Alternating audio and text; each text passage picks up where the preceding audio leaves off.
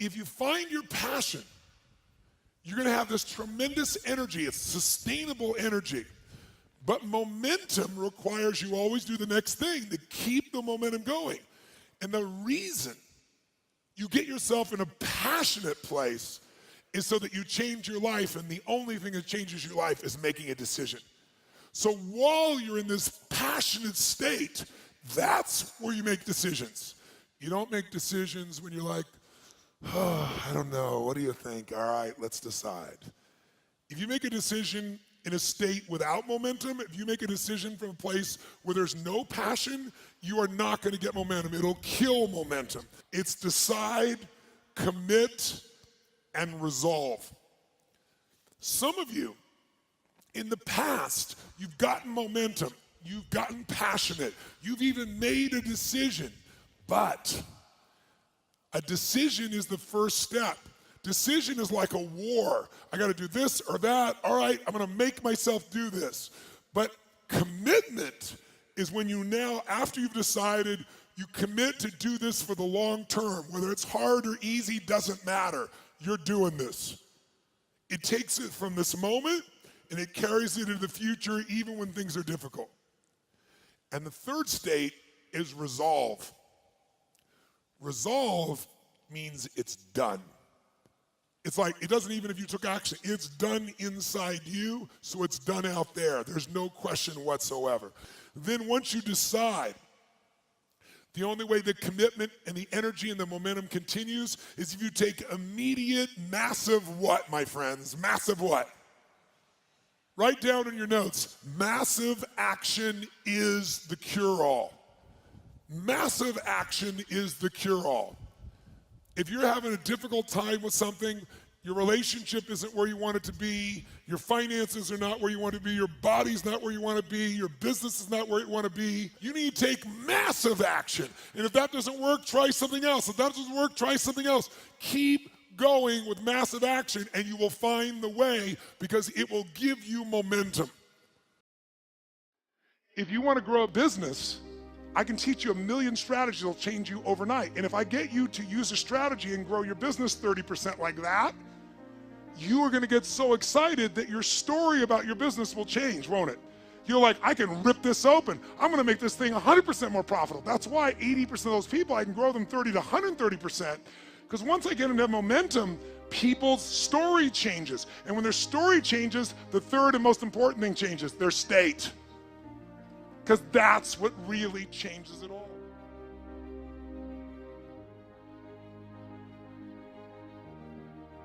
The ultimate question I'm always asking is, how do I help people to break through? The question is, what are you breaking through to? In essence, all of us at some level to feel alive have to always feel like we're growing. When people ask me, what does it take to be happy? I always tell them one word, progress. Progress equals happiness. Even if you're not where you want to be yet, if you're on the road, if you're improving, if you're making progress, you're going to love it. You're going to feel alive. On the other hand, it doesn't matter how successful you are, if you stop growing, you start dying inside. Now, how does this relate to this session on breakthrough? Well, I'll say it's really simple. If you and I want to know what it takes to be happy, we have to understand what is our current blueprint of how our life's supposed to be. Now, what do I mean by blueprint? Well, we have a story in our head of how life's supposed to be. Some people's story is you work hard in school, you become really great, you're a nice person, you're a good person, and then you grow up and you take care of yourself and you find the ideal man and you fall in love and you have a white picket fence and you have 3 perfect children and you live happily ever after.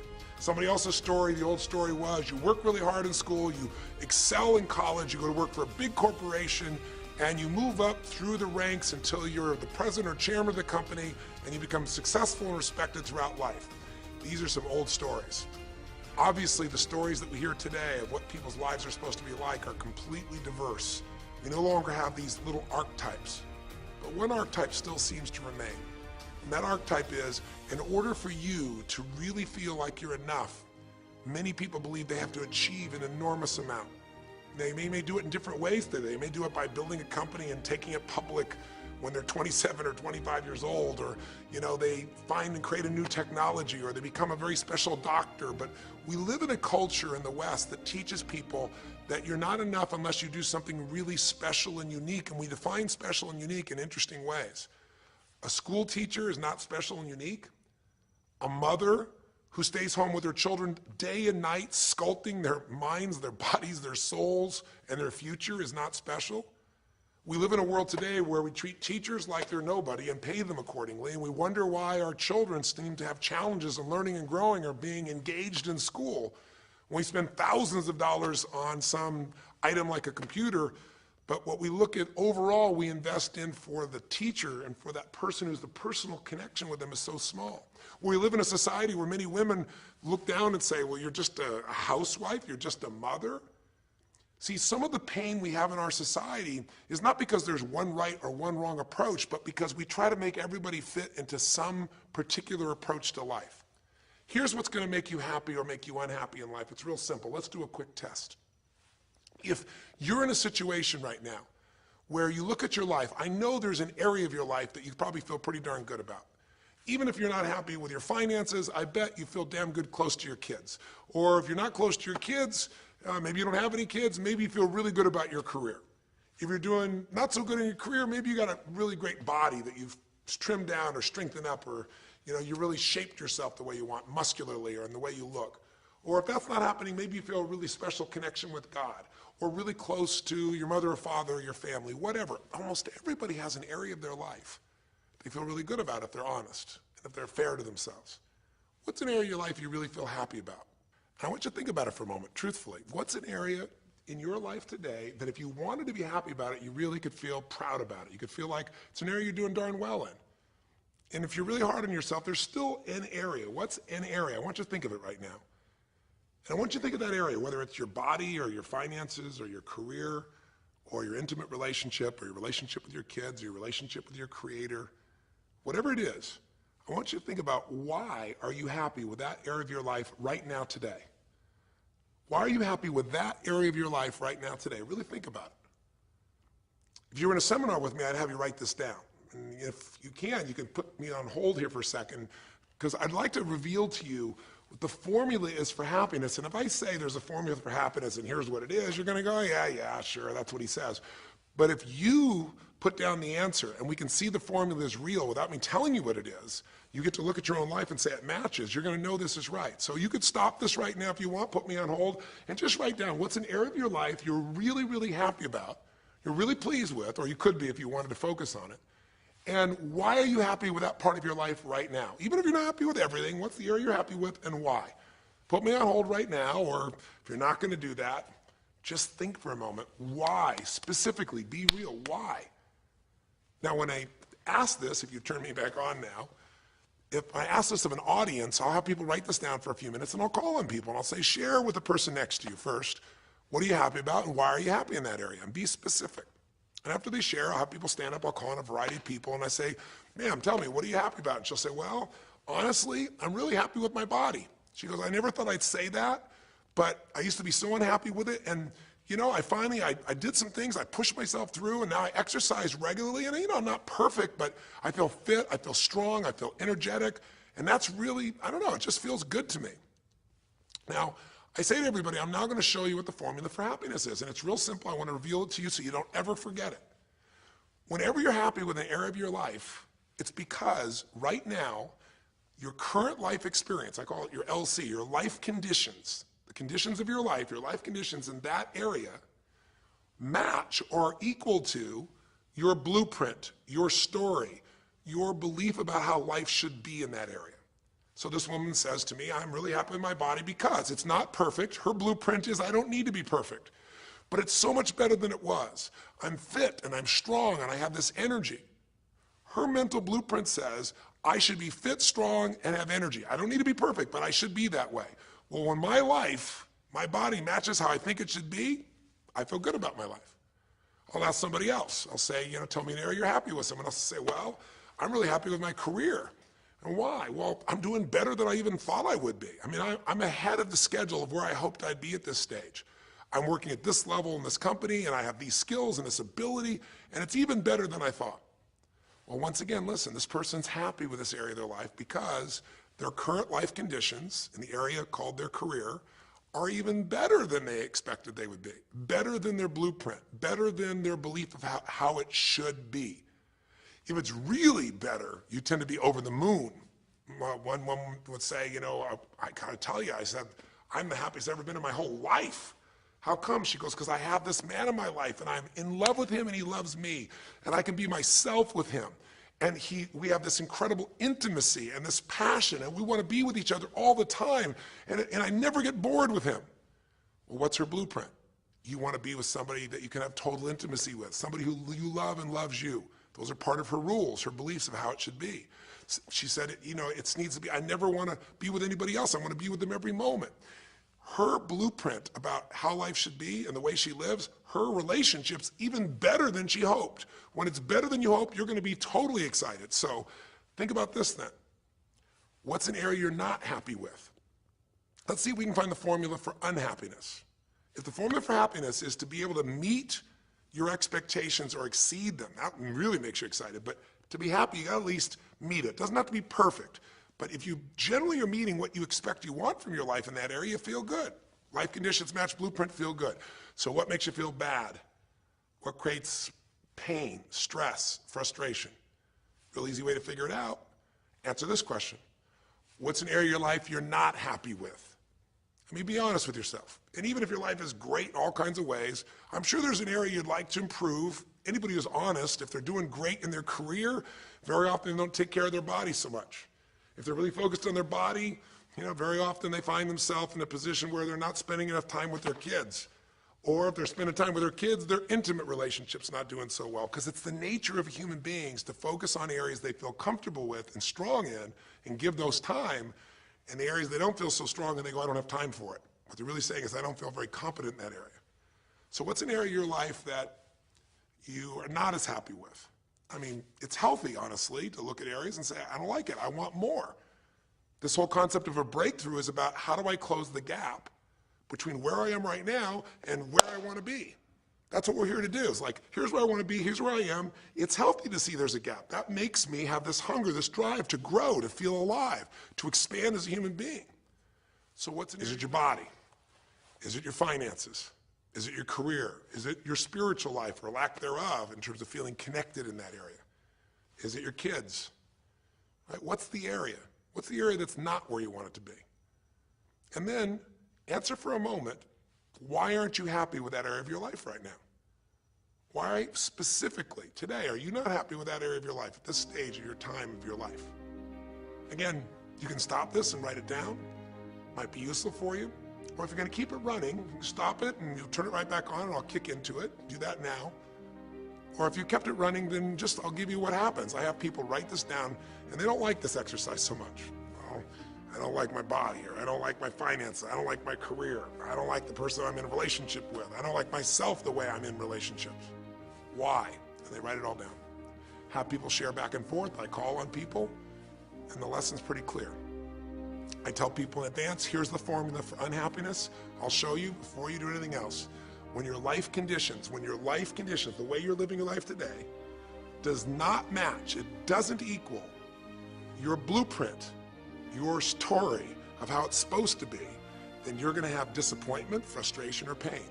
If your life is way different than the way you think it's supposed to be, you can have enormous pain. If it's a little different, you might feel stressed. Make sense? So people stand up and I say, tell me, what's the area you're not happy with? And the person says, well, I'm really not happy with my finances. And I go, why? And they say, because I'm doing worse now than I was 5 years ago.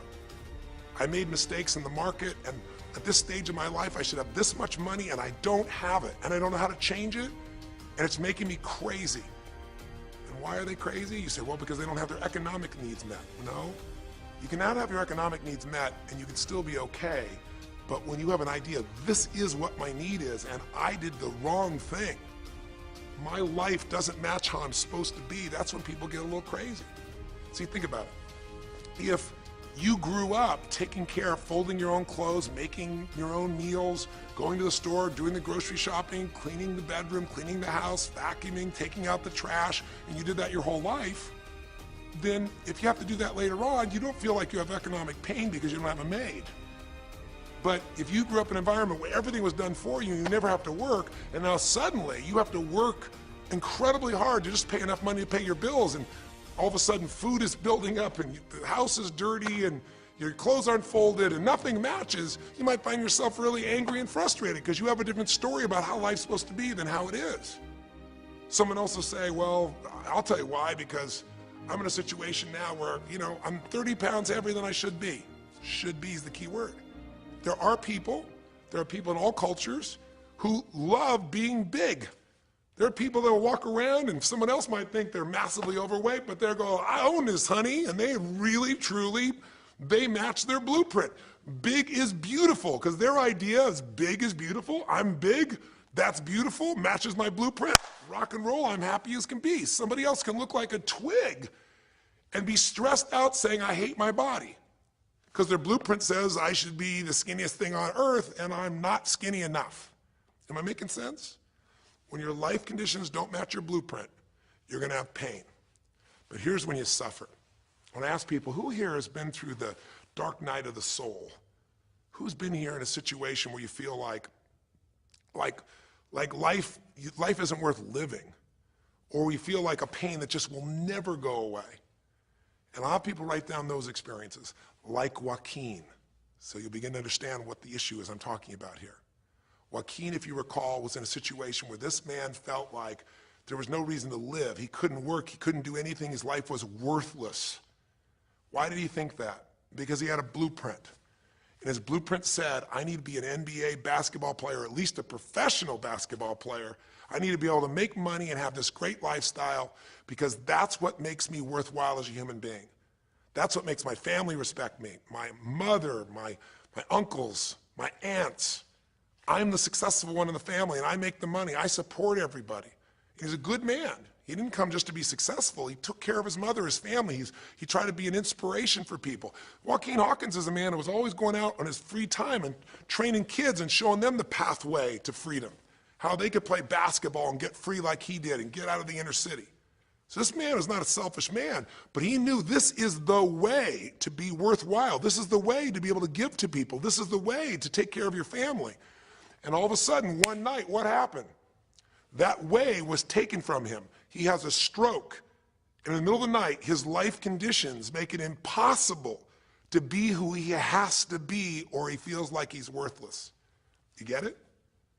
We have an identity.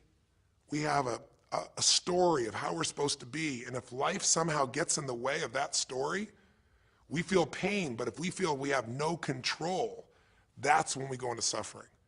See, it's one thing to say my life doesn't match my blueprint, I got to lose weight. That might stress you out. Or my life doesn't match my blueprint, I'm not in a relationship, I got to get in one.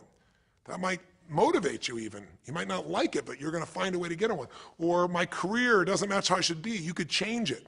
But when you start believing that your life doesn't match your blueprint and you have no control to change it, you're helpless, that's when people suffer. And so this week, for your breakthrough, it's a chance for you to start to take a look at your blueprint anywhere you're really having pain. Hey, look, if you're doing great in some area of your life, celebrate it, of course, and I'm sure there are many areas you are. But life is really a series of growth spurts. I mean, two things in life make you feel alive: growing and giving. And what's really wonderful about this man, Joaquin, is he was constantly growing, trying to get better, trying to be a better teammate, a better basketball player. Think about it. When he didn't make the teams and he didn't make the NBA, he didn't give up. He worked even harder. The guy was always striving to become something. And he became it, and he achieved it, and then life took it from him. Isn't that the common denominator with so many of the people in the stories of this 6-part series that you saw, these 6 specials? I mean, Frank and Kristen had a blueprint of what life was supposed to be about. We're supposed to get married and have children, and we're going to have our own business. And all of a sudden, life doesn't match the blueprint. And suddenly, there's depression. Because in their case, they said there's nothing we could do. But they were wrong. They were wrong because they discovered, and Frank discovered, I can make a difference to my wife. The chair, even though I didn't create this and didn't ask for it, this chair does not define me. I can become more than I was before. I can have the impact with my wife. I can have children. We had to change his blueprint because we couldn't change all the conditions of his life. Does that make sense? I couldn't get him to physically walk again. Maybe someday he will, but we can't count on that. What we got to count on is that he can be fulfilled by seeing he isn't helpless. And I did that through a series of experiences that violated what he thought he couldn't do. The same thing was true with almost every one of the people we worked with at some level. And in Joaquin's example, it was also true. Joaquin said, well, I can't ever have this quality of life again because I'm not a professional basketball player. And he was locked into that mindset, and all of us get locked at times. But to his credit, to a system of steps, we were able to break him out of that. We were able to get him to see that he isn't helpless. Because here's your choice. Watch this now. If you're suffering, if you're in pain, your life doesn't match how you think it should be, and you think you're helpless to change it, now you have only three choices. Choice one, blame something. And that's what Joaquin did, if you recall. He blamed his coach, he blamed what happened to him, and of course, these things were outside his control. But he blamed his coach. And a big part of the healing, if you watch this session, was bringing his coach in and getting him to see, hey, you know what, all that anger, all that resentment inside of you, Joaquin, A, it's not based on the truth, and B, like Nelson Mandela said, you know, having resentment in your soul is like drinking poison and hoping that your enemy will die. It doesn't work that way. And when Joaquin was able to break out, his breakthrough was a change in perception, to realize this coach wasn't stopping me. I just felt like I lost everything, and so I don't know how to change it, so I'm looking for something to be mad about, someone to blame, so I don't have to blame myself, or I don't have to feel so helpless. Because when you're angry, you don't feel so helpless. You feel strong for the moment, even though it's a fake strength. When he was able to make that breakthrough, he could stop blaming, because these are your three choices. When life doesn't match how you think it should be, blame something. An event, someone else, or yourself. As we talked about earlier in this series, blame games just destroy you. There's no progress when you blame. For the moment, you feel okay, but nothing changes. What are your real choices? You only have two choices in life. If life doesn't match your blueprint, you either have to change your life. That is, you got to say, you know what, my body isn't there, I'm going to go work out. My relationship isn't there, I'm going to change it. You know, I'm not making what I got to make, I'm going to retool, I'm going to get a new skill, I'm going to go back to school, I'm going to start a business, I'm going to do something. You have to do something to change your life. Or, in order for you to be happy, if you can't change your life, you're going to have to change your blueprint. Usually in life, it requires a little bit of each. Does that make sense? And if you change your life and change your blueprint, you can have an extraordinary life. And what you witnessed this man do was, once he let go of his anger and his denial, once he started to look at things, he began to find, by spending time with his family, that he was worthwhile being loved whether he played basketball or not. Of course, professional basketball was no longer a part of it. And we got to get Joaquin to shift that. And Joaquin is a metaphor for all of us. Because all of us are going to have times in our life when what we want or think life should be like isn't going to match how life really is. Those moments, if we blame, our life goes into pain.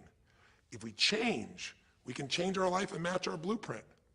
But we have to also know when it's not within our control. And that's how we're able to make a shift and change what our story is for our life, what our expectations are, not by lowering them, but by changing what that model really is.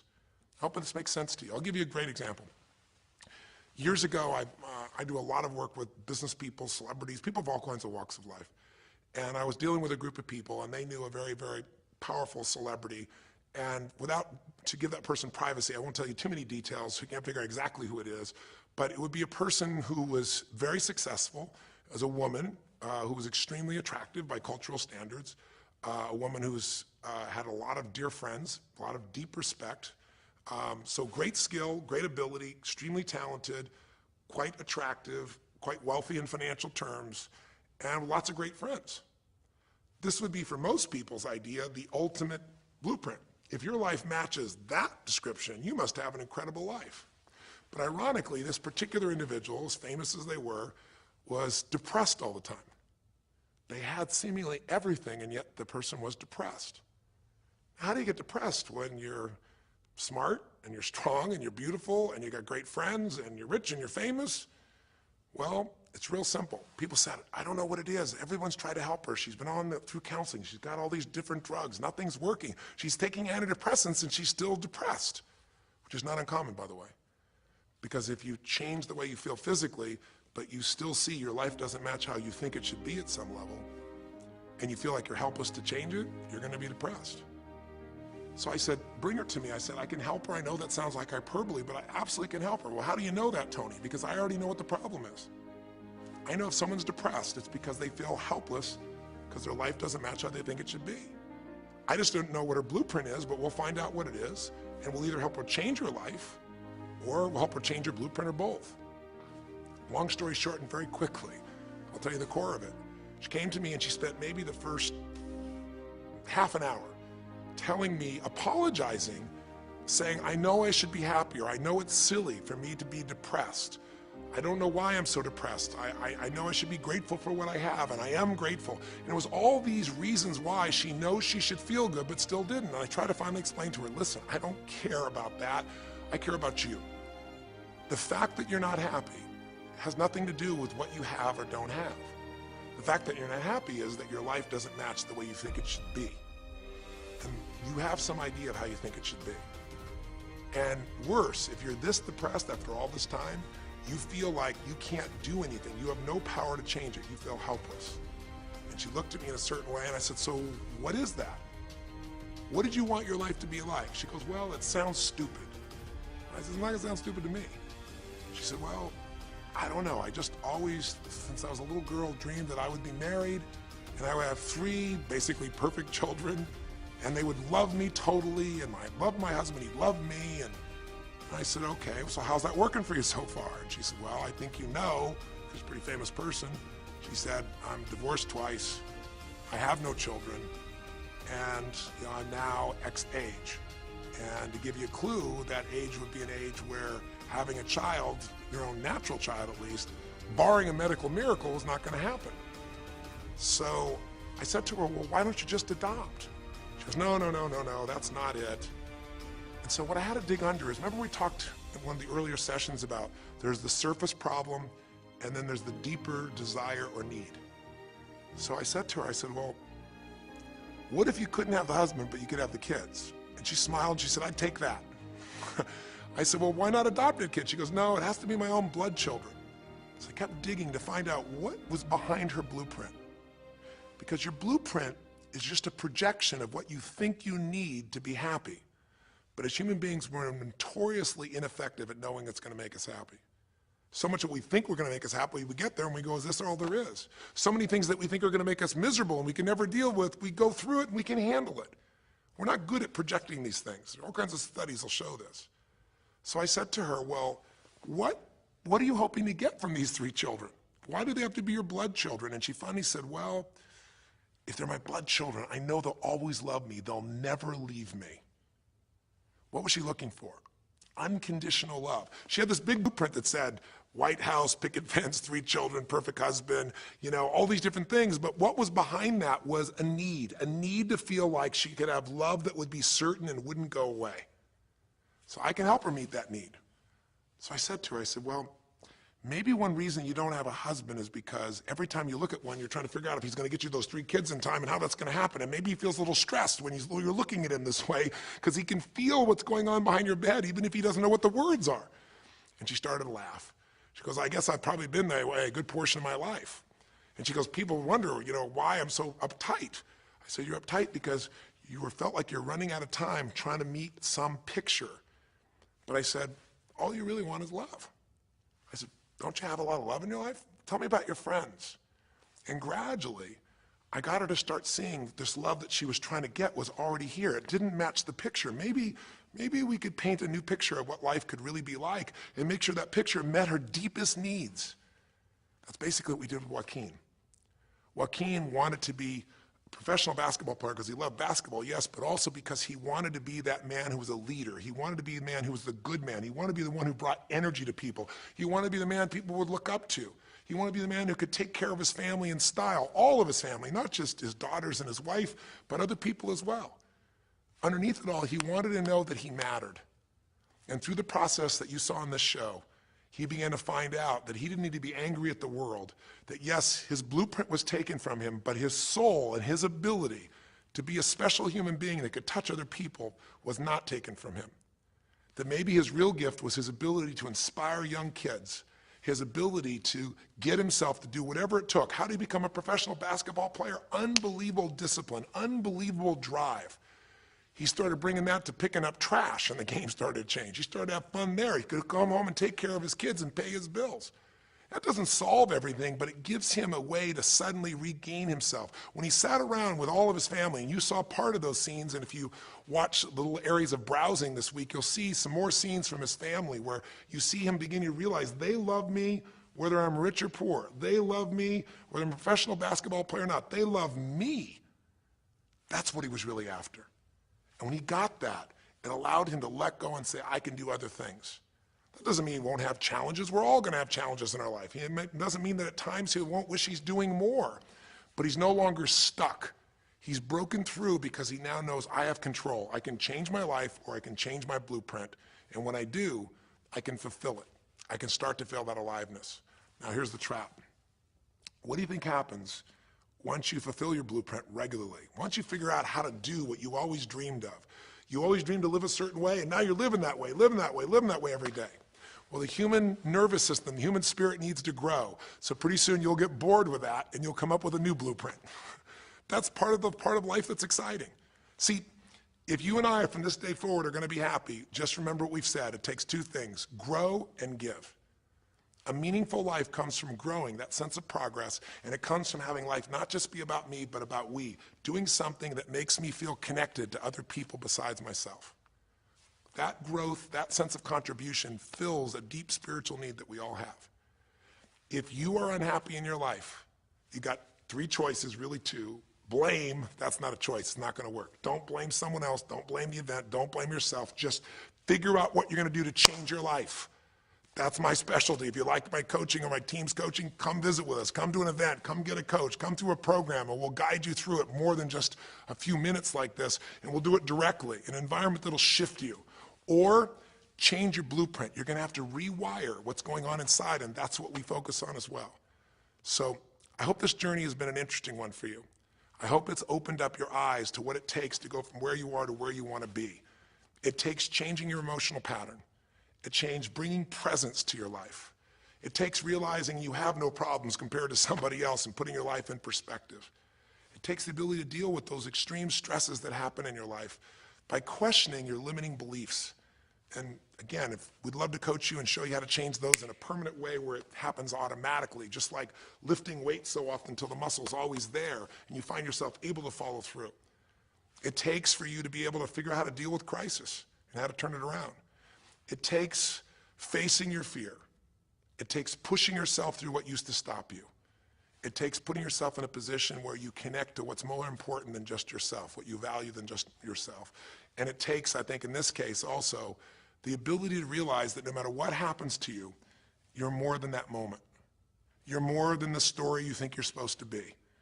And that even when you're not matching what you think you need to be, maybe there's a reason for that. Maybe you're having to find a different part of yourself that's going to fulfill you at a much deeper level. Sometimes failing to get your goal gives you your destiny. I can't tell you how many people I've known over the years who had an idea of what they thought their life was supposed to be like, and they didn't achieve it, and they felt miserable and upset and frustrated, and one day an opening happened, and they went, oh my God, thank God that didn't happen.